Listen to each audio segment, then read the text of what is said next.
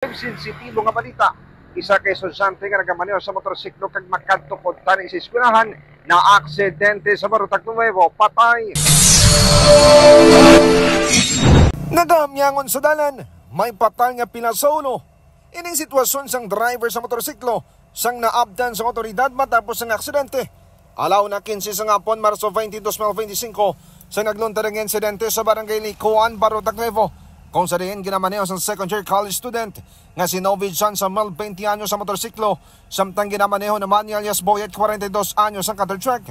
Sandig sa investigasyon, halin sa banati ang biktima kag pakadto na kuntani sa eskwelahan sinay sa Barutag Nuevo para mag-eskwela sa natabo ang aksidente. Ginpayag pa dari, yaran duwa sa slow lane, pero ma-overtake kuntani ang biktima kag sa nagkabig na sa pa-fast lane, pero nadulaan sa sang kontrol sa pagmaneho kag natomba rason nga naglampos ang ulo sa dalan.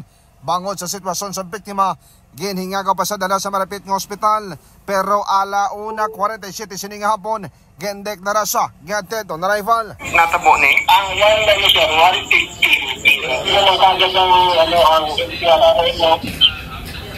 Pero nung dinalo sa ospital dahil ulit ang depression dito na rival. Kag mga ka-K5, yara naman sa kustodiya sa kapulisan ng driver sa truck.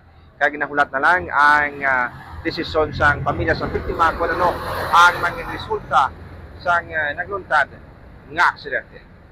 Balita nagikan sa Panuan sa Barutag Nuevo. Ako naman si K5, Aaron Refollo, para sa Kampiyon na Balita, Serbisyo Publiko kag Kalingawan sa Iloilo. Number 1 na kita, K5 to sa pan. Ang ining balita ang ginadulong sa inyo sang DTX Coffee Mix. Himo sa natural nga sangka pareho sang amarguso, chia seeds, sugared cane extract powder. DTX Coffee Mix. Nakakapi ka na, naka-detox ka pa. DTX Coffee Mix. Mabakal sa mga butika. Ang ining balita ang ginadulong sa inyo sang DTX Coffee Mix. Himo sa natural nga sangka pareho sang amarguso, chia seeds, sugared cane extract powder. DTX Coffee Mix. Nakakapi ka na, naka-detox ka pa. DTX Coffee Mix. Mabakal sa mga butika.